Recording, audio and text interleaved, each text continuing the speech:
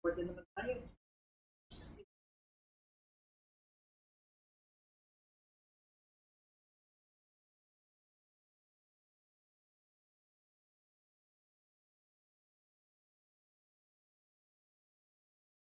Play ko na po yung song.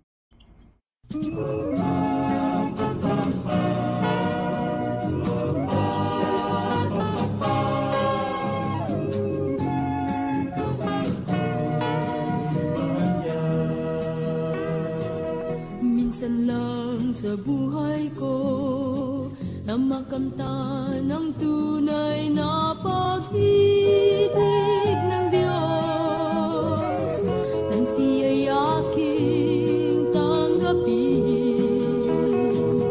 Kahit na may suliranin, handa siyang tumulong sa akin.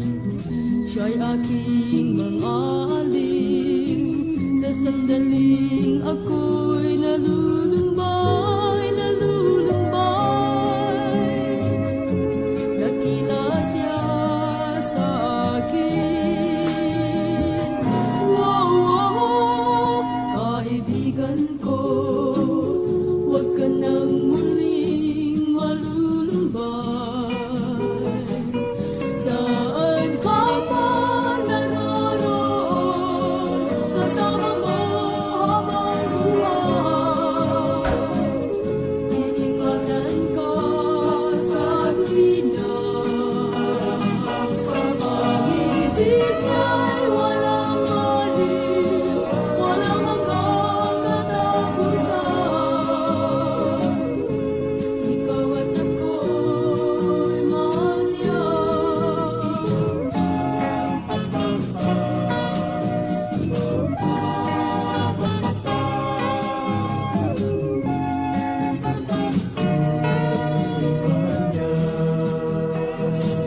Nais mo bang siya'y makasama upang ikaw ay di mag-iisa sa mundo? Siya ay tanggapin sa puso mo. Sa atin ay may halaga, bukas ngayon magpawalang hanggan, walang hanggan. Tayo na sa Kanya.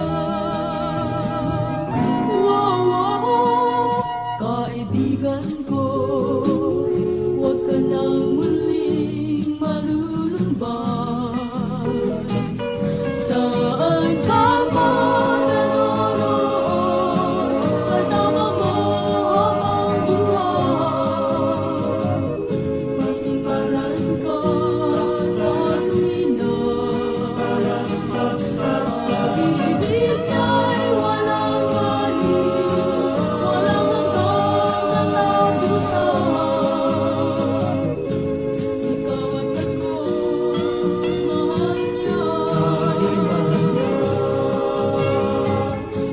Ikaw at ako'y mahal niya. Wow, wow. Ikaw at ako'y mahal niya. Wow, wow. Ikaw at ako'y mahal niya.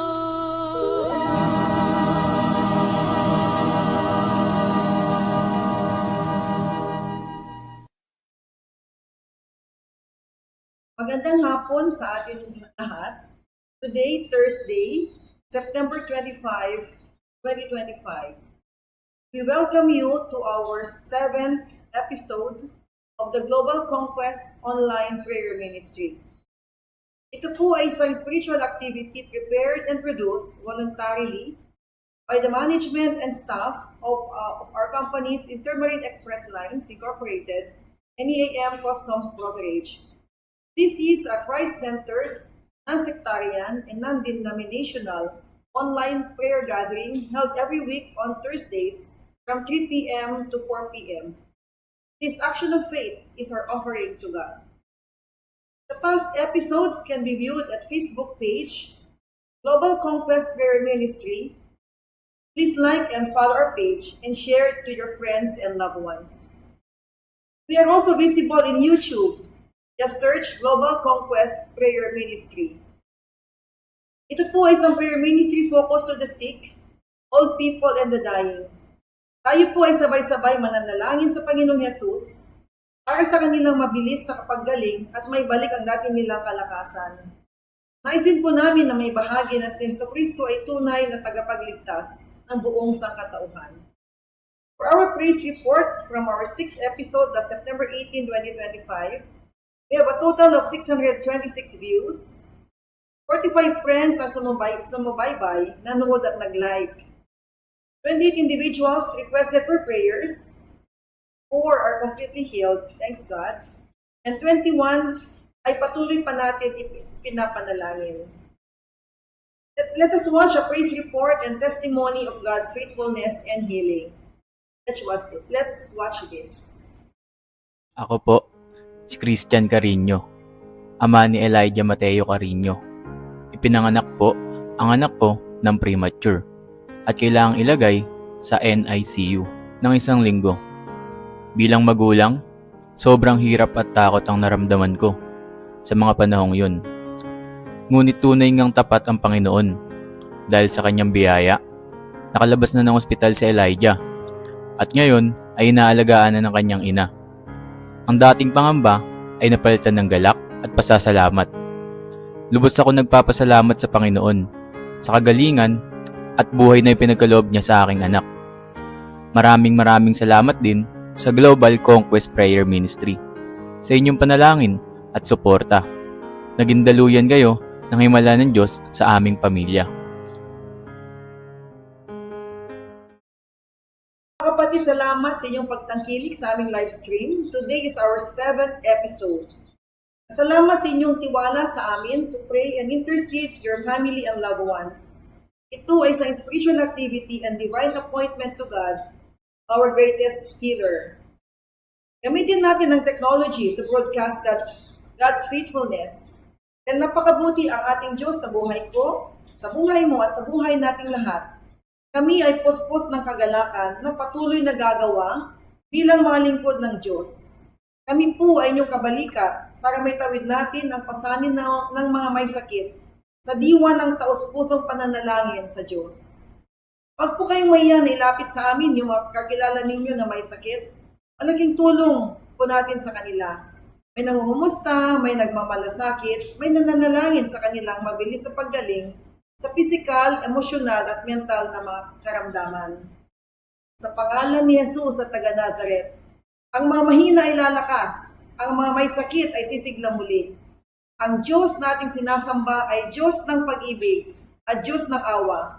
Manalangin tayong sama-sama at tiyak ay sasagutin niya ang ating mga panalangin. Amen.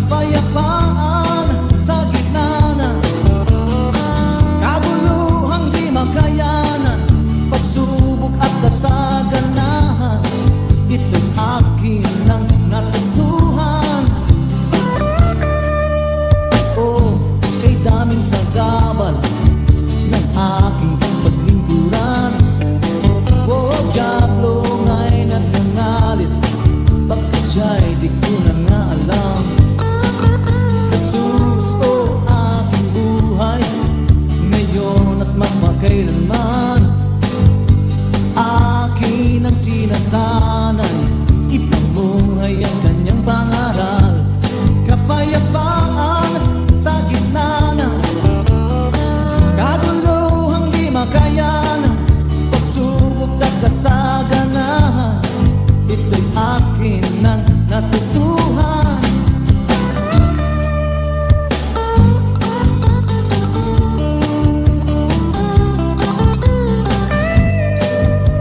Diablo nga'y nagngangalit, pagkat siya'y di ko nang alam. Jesus, o aking buhay, ngayon at magpakailanman. O akin ang sinasanay, ipagmuhay ang kanyang pangaral. Kapayapaan sa gitna ng katuluhang di makayanan, pagsubok at kasaganahan, ito'y akin ang natutuhan. At kapayapaan sa gitna ng katuluhang di makayanan, pagsubok at kasaganahan, ito'y akin ang natutuhan. At kapayapaan sa gitna ng katuluhang di makayanan, pagsubok at kasaganahan, ito'y akin ang natutuhan.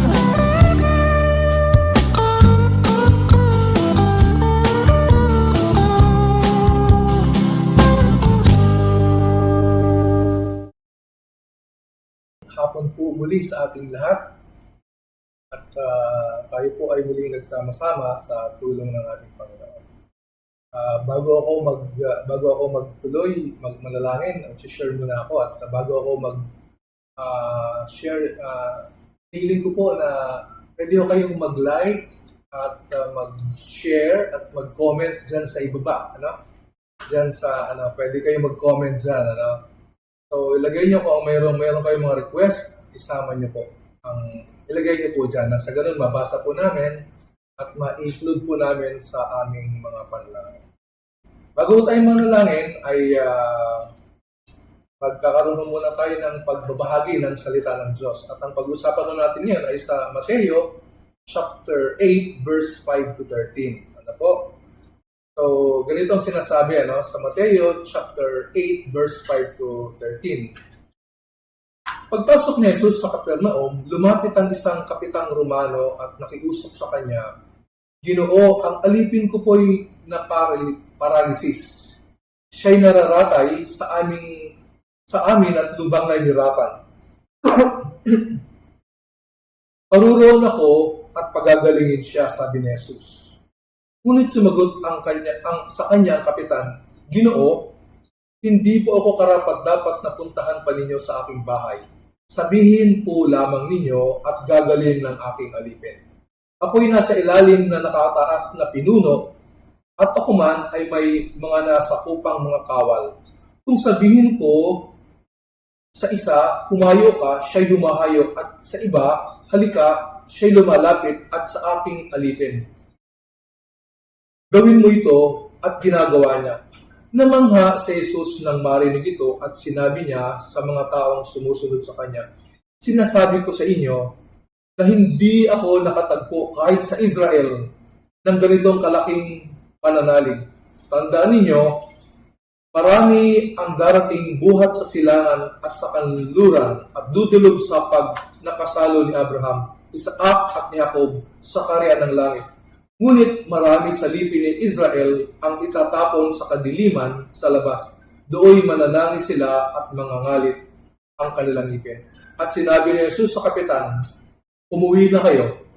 Mangyari ang hinihiling ninyo ayon sa inyong pananalig." Noon di gumaling ang alipin ng kapitan. So ito ang pag-uusapan natin, The centurion's servant healed. O pinagaling ang alipin ng kapitang Romano. Pinagaling ang alipin ng Romanong kapitan na ito dahil sa kanyang pananampalataya. Ang isang kapitang Romano o isang centurion ay isang opisyal na namumuno ng mahigit 100 kalalakihan sa military ng mga Romano. Ang bawat centurion ay na binabanggit dito sa Gospel at sa Book of Acts, sila ay isang kagalang-galang. Yung bawat centurion, sila ay kagalang-galang na Ginoo na may mataas na moralidad at malakas na diwa ng tungkulin. Ibig sabihin, ito ay talagang mahusay ang maging leader ka, maging centurion ka ay magaling at tapat sa kanyang tungkulin. Ipinapakita nito na nagmamalasakit siya kahit sa isang hamak na batang utusan. Sa kabila ng kanyang kalalagayan, meron siyang kakaiba. Yung siya ay may pagmamalasakit. Sana ganito yung ating naisip ng ating mga mandarambong sa ating lipunan na maraming mga hamak pero kinuhaan nila. Pero iba itong lalaking ito. Ang palsy ay nangangahulugan na isang uri ng pamamanhid o pagkaparilasa. Ito yung sakit. Waring lahat ng bagay tungkol sa lalaking ito ay sagabal sa kanyang paglapit kay Jesus. Parang hindi, maraming sagabal, Pero alam nyo, maraming mga sagabal na hindi na nila gagawin pero ginagawa pa rin, Ito pong taong ito, maraming sagabal sa paglapit na kay Jesus, pero pumunta pa rin siya kay Jesus. Isa siyang bihasang sundalo, samantalang si Jesus ay kabilang sa isang tagapagdala ng kapayapaan. Contradict po sila. Bihasang sundalo, bihasa sa labanan, samantalang si Jesus ay kapayapaan ang daladala niya. Hindi siya Hudyo, ikalawa. Samantalang si Jesus ay Hudyo. At alam natin na mga Hudyo at hindi Hudyo ay hindi yan nag-mimik. Ngunit may isang bagay na pumabor sa sundalong ito. Siya ay may matibay at dakilang pananampalataya. Ito yung napakaganda na kahit na hindi siya Hudyo, kahit na hindi sila magkapareho ni Jesus, ang intensyon, ang maganda sa kanya, meron siyang matatag at meron siyang matibay na pananampalataya. Naunawaan ng centurion na si Jesus ay kagaya niya. Naintindihan ng Romanong ito na si Jesus ay meron silang pagkakahawig. Sila ay nasa ilalim ng authority. Sila ay pareho, meron silang common. Pareho silang nasa ilalim ng authority. Isang salita lamang mula kay Kristo at susunod ang karamdaman sa Kanya. Nalalaman ito ng isang sundalo ng Romano na sa isang command lang ng ating Panginoon, susunod ang karamdaman. Meaning, pag sinabi ni Lord, tatanggalin ko yung karamdaman mo, tatanggalin. Naintindihan ito ng Roman soldier. Kaya, tulad ng isang sundalong sumusunod sa utos ng kanyang opisyal. Naintindihan ito ng Romanong ito sapagkat pag sinabi ng nasa itaas niya, nung may authority sa kanya, sinusunod niya ito. Makikita natin sa Ebanghelyo na dalawang ulit na namangha si Jesus. Una sa dakilang pananampalataya ng hintil na centurion na ito. At sa Marcos, ikalawa, sa matinding paniniwala ng mga Hudyo. Itinala ni Mateo ang dalawang himala na may kinalaman sa mga hintil. Una, ang himala ng centurion at ang pangalawa, ang pagpapagaling sa anak ng babaeng Siropinesa. Yun yung dalawa na makikita natin sa Bible, sa aklat ni Mateo. Sa dalawang pagkakataong iyon, namangha si Jesus sa laki ng kanilang pananampalataya. Ito ay maagang palatandaan na mga Hudyo ay tatanggihan ni Jesus, ngunit ang hintil ay sumasampalataya sa Kanya. Mantakin niyo, yung mga Hudyo, iniiwasan si Lord na dapat sila ang magpahayag ng pananampalataya. Ngunit, itong hintil na ito ang nagpakita ng kanyang masidhing, labis na pananampalataya sa ating Panginoon. Ipinapakita din ito na ang parehong himala, ang ating Panginoon ay nagpapagaling kahit sa malayo ang sitwasyon. Kahit malayo ang sitwasyon, pag naibigay natin ang hinihingi ng ating Panginoon na pananampalataya, walang malayo at walang malapit sa ating Panginoon. Kaya ito ay isang paalaala sa atin spiritual na kalagayan na walang malayo kung tayo ay magtitiwala sa Diyos. Kung kahit malayo ang ating sitwasyon, ang sinuman kalalagayan, kapag siya ay lalapit na may pananampalataya sa ating Panginoon, maaasahan at tinitiyak ng Panginoon na mararanasan nila ang kagalingan. Ang sabi sa Efeso, chapter 2, verse 12, alalahanin ninyo na noong panahong yon, hiwalay kayo kay Kristo, hindi kabilang sa bayang Israel, at di saklaw sa mga tipang nasasalig sa mga pangako ng Diyos. Nooy nabubuhay kayong walang pag-asa at walang Diyos. Ito yung binabanggit ni Apostol Pablo. Pero dahil sa pananalig natin, ikinonsider tayo ng ating Panginoon. Inanggap tayo dahil sa pananiwala natin, pagtanggap natin sa ating Panginoon. Kaya napakahalaga dito ang pananampalataya ng centurion o kapitan ng Romanong ito. Kasi ito ang nagbigay daan upang mapagaling ang kanyang alipin na may karamdaman. Kaya nga, sa hapong ito, ini-encourage tayo ng Panginoon na anumang sitwasyon, anumang kahilingan meron tayo, kapag dinaan natin, nilakihan natin ang ating pananampalataya sa ating Panginoon, tiyak na tutugunin tayo ng ating Panginoon.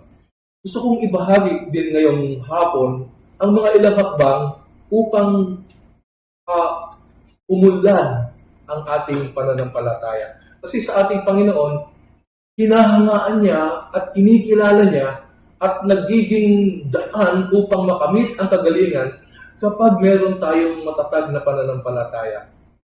Gusto ko pong i-share sa atin ngayon, maging sa inyo na nakasubaybay ngayon, kung paano natin mapapatatag ang ating pananampalataya. Tatlong bagay ang gusto kong i-share. Una, kailangan magsanay tayo sa spiritual na gawain. Yun ang kailangan natin.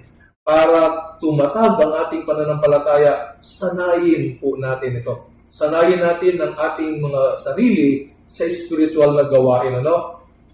Katulad ng pagbabasa ng mga religious texts, gaya ng Bible, na magpapalago ng ating pagkaunawa sa Panginoon. Napakahalaga, dapat sanayin natin. Kailangan din manalangin tayo at mag-meditate, magbulay-bulay ng salita ng Panginoon. Mag-focus tayo sa ating spiritual development. Napakahalaga din para sa ating pagsasanay spiritual ang tayo ay umawit at magpuri sa Diyos. Napakahalaga yung ating pagpupuri. Kaya nga po, bago tayo nagsisimula, meron tayo mga awitin na makapagbibigay ng papuri sa Diyos. Kasi habang tayo nagpupuri sa Diyos, nalulugod siya. At sa tuwing nalulugod ang Panginoon, nagkakaroon ng favor on our part.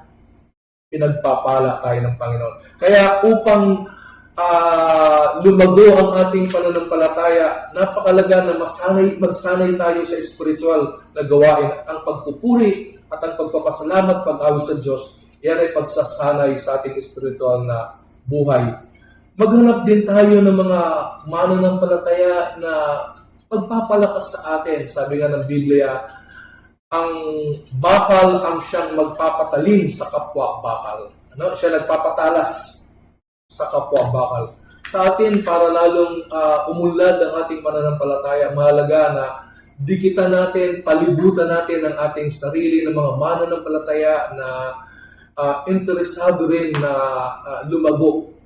Yan ang una na sinasabi sa atin upang ma-develop ang ating pananampalataya sa Panginoon. Sapagkat hinahanga ng Panginoon yung may malaking pananampalataya gaya ng Romanong ito, kapitan ng Romano, dahil sa kanyang pananampalataya napagaling ang kanyang alipin. Ikalawa na itinuturo para tayo lumago sa ating pananampalataya, yung ating gawa at karanasan. Napakahalaga ang ating gawa at karanasan. Yung ating experience, napakahalaga. magkakaroon ka ng experience, magkakaroon tayo ng experience. At pag meron tayong experience, meaning tumatatag ang ating pananampalataya. Mangyayari ito, una kung isa sa buhay natin ang ating pananampalataya. Isa sa buhay natin ang ating pananampalataya, ang mga sinasabi ng ating Panginoon. Kailangan nating isabuhay yan. Kailangan natin isagawa. Yung mga sinasabi ng ating Panginoon, kung anong sinasabi ng ating Panginoon, yan, isasagawa natin. Kapag sinasagawa natin yan, mapapansin mo, tatatag at titibay ang ating pananampalataya sa Panginoon. Ikalawa, kailangan natin harapin ang mga challenges. Yakapin natin ang mga hamon. No? Kahit na ito mahirap, harapin natin sapagkat yan ay magbibigay sa atin ng karanasan at habang nakikita ng Diyos na hinaharap natin ang anumang challenge, kinakikitaan niya tayo ng matatag na pananampalataya. Ano po, anumang sitwasyon, anumang test sa buhay natin, iyan ay magbibigay ng karagdagang lakas ng pananampalataya sa atin. Kailangan din nating sundin ang kalooban ng Panginoon. Ano? Sundin ang kalooban ng Panginoon. Yung maranasan natin, sinusunod natin ang kalooban ng Diyos, iyan ay magpapatatag sa ating buhay. Ano ba ang mga pagkakataon sa buhay mo na ito ang sinasabi ng Panginoon, Christian ka, o gusto mong mapalapit kay Lord, kaya lang yung mga challenge ayaw mong harapin. Sinasabi sa atin, upang pag-increase ang ating pananampalataya, kailangan magkaroon tayo ng karanasan. At magkakaroon tayo ng karanasan kapag isinasabuhay natin ang ating pananampalataya at hinaharap natin ang anumang challenge, anumang hamon sa ating buhay sapagkat ang dulo, ang kapalit, ang ibinubunga ng mga challenges kapag kinaharap natin, tayo ay tumatatag sa ating pananampalataya. At pangatlo, yung pangsariling pag-unlad. Ano? Pangsariling pag-unlad. Kailangan nating umunlad sa ating sarili. At kapag umunlad ng ating sarili, yung ating pananampalataya ay tumatatag. Para umunlad ang ating pananampalataya, kailangan humingi tayo sa Panginoon. Pwede natin sabihin, Lord, dagdagan niyo po ang aking pananampalataya. Dagdagan niyo po ang aking pananampalataya. Kailangan po natin pagbutihin, pagyamanin pa ang kababaang loob. Yan ang kailangan. Yung discipline, napakahalaga yan. Napakahalaga na kailangan pagyamanin natin yung ating kababaang loob. Ano? At sanayin natin ang ating sarili na lumayo sa mga bagay sa mundong ito na maglalayo sa Diyos. Kapag tayo lumalayo sa mga bagay na nagpapalayo sa Diyos, doon naman tayo napapalapit sa Diyos. Doon naman tayo napapalapit at habang tayo napapalapit sa Diyos, doon tumatatag ang ating pananampalataya dahil umiiwas tayo sa mga bagay sa mundong ito na magpapalayo sa atin sa Diyos. Napakalaga na pagyamanin natin ang ating buhay, ang ating kababaan upang tumatag ang ating pananampalataya. At ang isa pang kailangan magtiwala tayo sa awa, sa mercy ng ating Panginoon. Sa awa ng ating Panginoon. Kaya nga, sa hapong ito ang paalala sa atin. Pinapaalala na tayo na magkaroon tayo ng pananampalataya. Ang Romanong kapitan na ito, miski maraming dahilan para hindi siya lumapit, pinahayag niya, lumapit siya kay Lord, pinahayag niya ang kanyang pananampalataya. Sinabi niya, ibig ko pong gumaling ang aking alipin. At siya ay dininig. Sabi ng ating Panginoon, sige, pupuntahan ko siya para pagalingin. Pero sabi niya, hindi na ko kailangan. Naintindihan ko po kayo. Sabihin niyo lang sapagkat nalalaman ng Romanong ito ang kapangyarihan ng ating Panginoon. Ngayong hapon, bago tayo manalangin, ibig ng ating Panginoon, anumang sitwasyon meron ka, sa hapong ito, ang kailangan mo ipagkatiwala mo sa ating Panginoon. Ang kailangan mo manampalataya ka sa ating Panginoon sapagkat sa ating Panginoon walang imposible. Sa ating Panginoon, ibig niyang tugunin tayo. Magtiwala, ipaubaya natin sa Panginoon. Pakinggan natin ang kanyang mga salita at lumakad tayo ayon sa kalooban ng ating Panginoon. At tutugon siya anumang kahilingan meron tayo. Kaya sa hapong ito, magpatuloy tayo na lumalapit, nagtitiwala. Kahit na yung sitwasyon natin ngayon, hindi lingid sa atin ang sitwasyon natin, huwag tayo masyadong pakagalit. Ang gawin natin, idulog natin sa ating Panginoon sapagkat ang Panginoong Diyos ay mayroong tamang kaparaanan, mayroon siyang way na hindi natin alam kung paano. Magtiwala tayo sa ating sitwasyon ngayon na ang Diyos na ating makapangyarihan ay kaya niyang ayusin ang anumang kaguluhan nangyayari sa ating buhay. Marahil ito ay karamdaman, marahil ito ay kawalan, marahil ito ay relasyon, marahil ito ay negosyo. Nandiyan ang ating Panginoon. At ang ating kinakarap ngayon, yung challenge sa ating lipunan. Naniniwala ako na ang ating Panginoon ay makapangyarihan at kaya niyang solusyonan. Magtiwala lang tayo, kagaya ng ginawa ng centurion o kapitan ng Romanong ito. Magpatuloy tayo kung nagtitiwala sa ating Panginoon. Sa pangalan ng Ama, ng Anak, at ng Banal na Espiritu.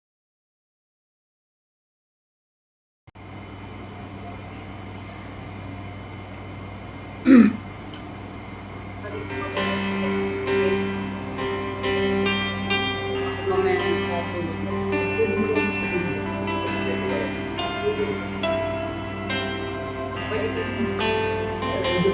Gusto ko po siya nilagay sa tulog.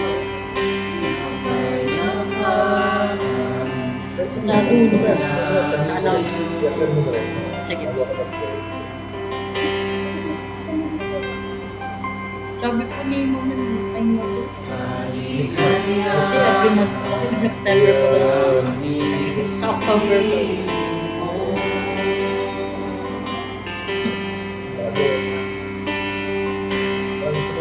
And nakasal po, nilalag na. Ay, active pa naman si Russell.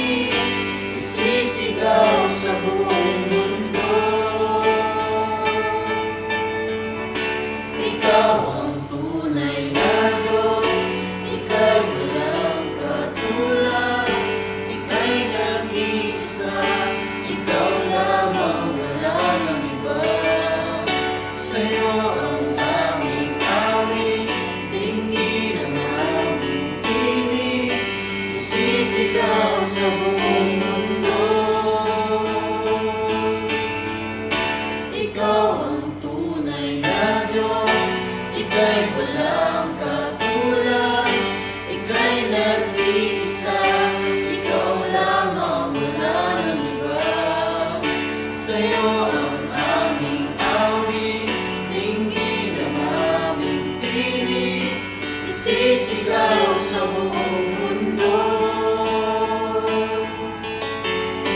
Isisigaw sa buong mundo.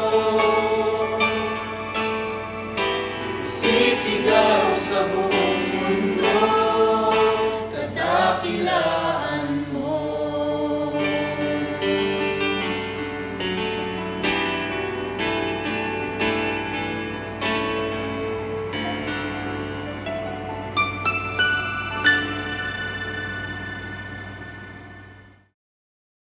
Sige po, tayo po ay manalangin, ano? At again, ang gawin niyo po, pwede ho kayong mag-like, mag-share. Pwede niyo pong share ito at pwede rin ho kayong mag-comment dyan sa ibaba, ano? Meron dyan, ano? So, ilagay niyo po nang sa ganun ma-include po natin yung mga kahilingan po ninyo. Sige po, tayo po ay dumulog sa ating Panginoon. Marami po itong ating babanggitin ng mga pangalan. Dulog po natin, ano? Tayo po'y manalangin. Panginoon, salamat po ngayong hapon sa inyong kabutihan po sa amin. Patuloy po namin pinapanalangin po sa inyo na ang mga pangalang ito, karamdaman, ay pagagalingin po ninyo, Panginoon, sa inyong pangalan, O Diyos. Kayo ang siyang kumilos po, O Diyos, lalo na kay Rosemary Lustina, Panginoon. Nagpipray po ako ng complete healing para sa kanyang lung problem, Panginoon. Pagagalingin mo siya, O Diyos, kahit na siya ma-discharge sa hospital, Panginoon, ay yung pagpapagaling niyo po, Panginoon, kahit sa tahanan niya ay paparanas ko, Panginoon. Si Vincent, Panginoon, Lord, siya ay nasa ICU, gawa ng brain stem hemorrhage, Panginoon. Pinapanalangin po namin na kayo ang siyang tumulong upang gumaling siya at matransfer siya sa mas malaking hospital, Panginoon.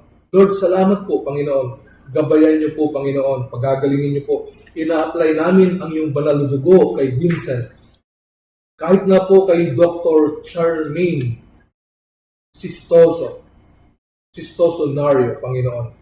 Kayo po ang siyang kumilos sa kanyang breast cancer. Panginoon, tulungan mo pong gumaling siya, Panginoon. Ina-apply namin sa kanya ang iyong pangalang Jesus na makapangyarihan sa lahat. Panginoon, paggagalingin niyo po siya at kayo po ang mag-sustain ng kanyang mga financial na pangailangan. Si Placida Obong Esmeralda, Panginoon. Meron siyang problem sa kanyang kidney, Panginoon. Lord, sa kanyang pagdadialysis, Panginoon. Lord, tulungan niyo po ang mga doktor na tumitingin, Lord, nag-check sa kanya, Panginoon. Ipuin niyo po, Panginoon, at pagalingin niyo po siya, Panginoon, sa kanyang kalalagayan, Panginoon. Lord, salamat po sa inyo. Purihin ang iyong pangalan, O Diyos, sa buhay ni Placida, Panginoon. Lord, tinatas namin si Raymond Esmeralda din, Panginoon.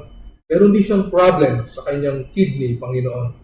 Pagalingin mo siya, Panginoon, sa pangalan ni Jesus. Dumudulog po kami ngayong hapon sa inyong biyaya. Lord, naalala po ninyo ang inyong pagiging mahabagin, ang inyong pagiging maawain, Panginoon. Lord, kahabagan po ninyo si Raymond na ito, Panginoon, Esmeralda. Salamat po sa inyo. Tinatas namin si Jonathan Lilio, Panginoon. Tulungan mo rin po siya sa kanyang problem, sa kanyang prostate disease, Lord, at sa kanyang high blood, Panginoon. Dinadalangin namin sa inyo na mag-normalize, Panginoon, ang kalalagayan, sitwasyon ni Jonathan Lilio, Panginoon. Ina-apply namin sa kanya ang iyong banal na dugo, Panginoon. Lord, na nabuhos upang pagalingin ang sino man na magtitiwala sa inyo, Panginoon. Lord, si Carousel de Dionis Garcia, naway lumakas ang kanyang mga buto, Panginoon. Maranasan pa niya ang patuloy na mag-enjoy sa kanyang buhay. Makalakad pa siya at ipagkaloob niyo po, Panginoong Jesus, ang complete healing sa kanya, Panginoon. Salamat po, Panginoon. Salamat po kay Carosel, Panginoon. Si Alma Caronan Paragua, Panginoon. Pinapanalangin din namin sa iyo, Panginoon, ang kanyang breast cancer, Panginoon, and financial provision. Kayo po ang siyang kumilos sa aming kapatid na ito, Panginoon. Lord, tulungan mo po, Panginoon, ang kapatid na Alma, Panginoon. Salamat po sa inyo sapagkat kayo po ay Diyos naming mahabagin. Si Benilyn Perez, pinapanalangin din po namin sa inyo yung problem niya sa kanyang stomach, Lord, ay hinihiling po namin, Lord, na lusawin po ninyo ito in the name of Jesus, yung kanyang breast cancer, Panginoon. And Lord, stomach cancer, Panginoon, I pray, Panginoon, kay Benilyn Perez, Panginoon, may balik ang kanyang lakas, Panginoon. Salamat po, Panginoon. Salamat ng marami. Tinatas din po namin sa inyong trono, Panginoon, si Liza Marcelo, Panginoon. Lord, tulungan mo po ang kanyang sitwasyon. Siya ay may stroke. Nagpipray po kami ng continuous rehabilitation, treatment, and provision financially sa aming kapatid na ito, Panginoon. Lord, binabanggit namin ang iyong pangalan para kay Liza Marcelo, Panginoon. Lord, ganun din si Rolando Salsar, Panginoon. Lord, kayo din po magbibigay ng kagalingan na makarecover siya sa kanyang stroke. At nagpipray po kami ng continuous rehabilitation, treatment, and financial provision para sa kanya. Salamat ng marami, Panginoon. Lord, si Bricks Louis Lorenzo, Panginoon. Lord, tinatas po namin sa sayo, Panginoon. Si Sinaida Baron, patuloy namin itinataas.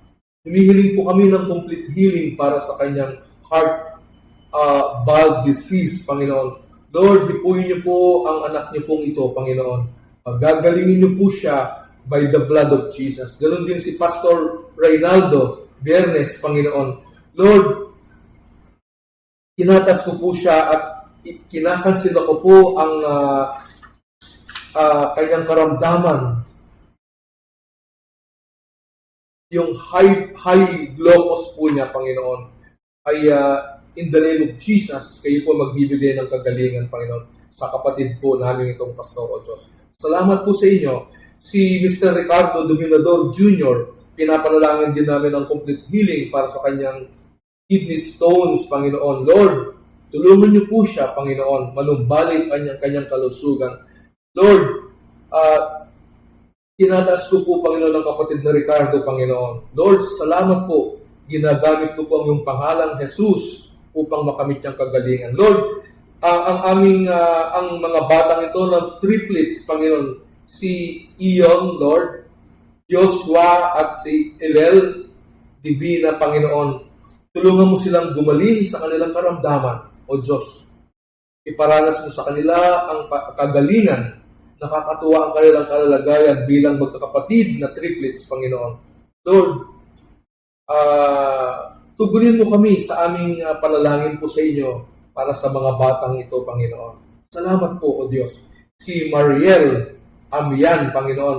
Nagpipray po kami ng complete healing, Lord, ng ibayong development sa kanyang stroke, Panginoon. In the mighty name of Jesus, Panginoon, pinapanalangin po namin. Si Jepot Vidiones, Panginoon, patuloy ang aming panalangin sa kanyang stroke, Panginoon. Pagagalingin niyo po siya. At Lord, tulungan mo po siyang maka-recover at makabalik sa kanyang trabaho bilang nurse, Panginoon. Salamat po, Panginoon. Si Potpot Vidiones din, tinatas namin sa inyo. Panginoon, patuloy niyo pong tulungan upang mag-improve ang kanyang skills sa reading and writing, Panginoon. Salamat ng marami sa inyo, Panginoon, sa inyong kabutihan. Tinatas namin sa iyo si Robert Garcia. Lord, hipuin niyo po, Panginoon, ang kanyang puso na siya din ay makaranas ng karanasan po ninyo na magpatawad, Panginoon, sa kanyang father-in-law, Panginoon. Bigyan mo siya ng puso, Panginoon, na hindi yung puso niya, kundi yung spirit na galing po sa inyo na magpapatawad, Panginoon. At maranasan niya, Panginoon, ang problem niya sa brain, Panginoon. Salamat po ng marami sa inyo. I-restore niyo po, Panginoon, yung kanyang kalakasan, yung kapanatagan sa buhay niya, Panginoon, ng kapatid na Robert Garcia, Panginoon. Salamat. Si Telesforo Ruiz, pinapanalangin din namin sa iyo ngayong hapon na complete healing para sa kanyang brain operation, Panginoon. Maranasan niya. Ibalik niyo po yung complete na paningin po niya, Panginoon. Tulungan niyo po, Panginoon. Lord, si Renato, nagpipray po kami na yung heart enlargement po niya, Panginoon. Kayo po ang siyang gumawa ng himala, Panginoon. At tulungan mo po siya yung kanyang mental health problem, Panginoon. Ay magkaroon ng kapanatagan at magkaroon siya ng faith po sa inyo, Panginoon. Ganon din si Alan, Panginoon. Salamat. Tinatas namin si Jerry Revives, Panginoon. Panalangin namin ay ang improvement ng kanyang suliranin sa kanyang mata, Panginoon. At ang kanyang kamay ay unti-unti niyang may buka. Panginoon, ina-apply namin ang iyong banal na dugo para kay Jerry, Panginoon.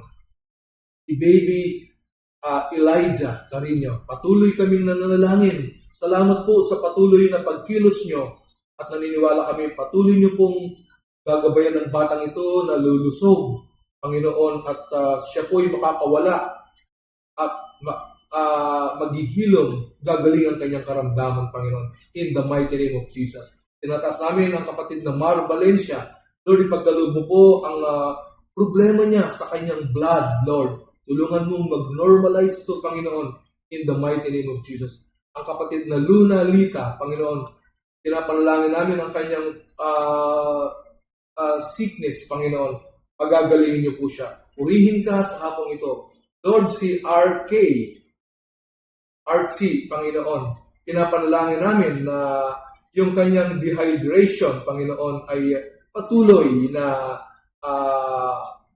umalik ang lakas niya, lalo na sa pag-inom niya ng tubig, Panginoon. Lord, salamat po, Panginoon. Palalakasin mong kapatid po namin ito. Lord, si Primitiva, Lord, kayo po magbibigay ng habang buhay at kalakasan po sa kanya, Panginoon.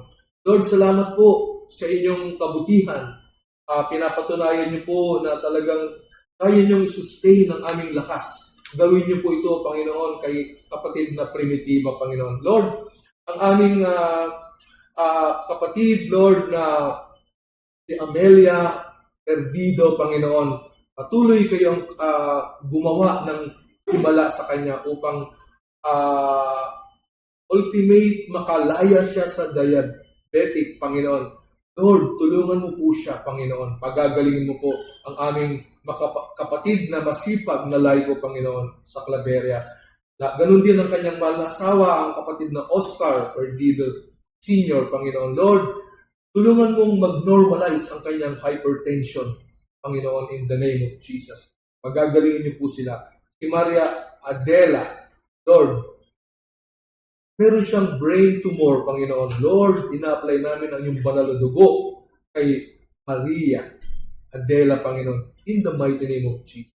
Lord, salamat. Si Ronnie Agtang, Lord, may stroke siya. Panginoon, alam namin ang inyong kakayahan. Wala akong mahirap po sa inyo. Kaya tinatas po namin si Ronnie sa inyo ngayong hapon. Salamat. Si Russell, na merong lagnat, Panginoon, sinasaway namin ito sa pangalan ni Jesus, ang lagnat ni Russell, Panginoon. Salamat po. Purihin ang iyong pangalan. Naniniwala kami, Panginoon, na didingin niyo po ang aming panalangin. Nagtitiwala po kami na kayo po ang aming Diyos na makapangyarihan noon, ngayon, at sa mga darating. Kayo po ang aming Panginoon na bumabago ng buhay, gumagawa ng himala.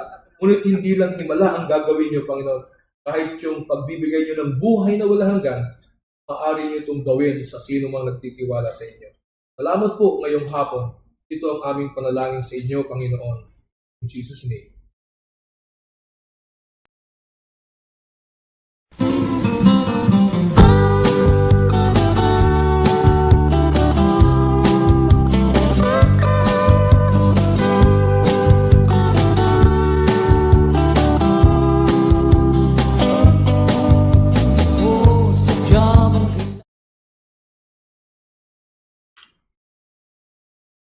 Mga kapatid, this is a noble ministry.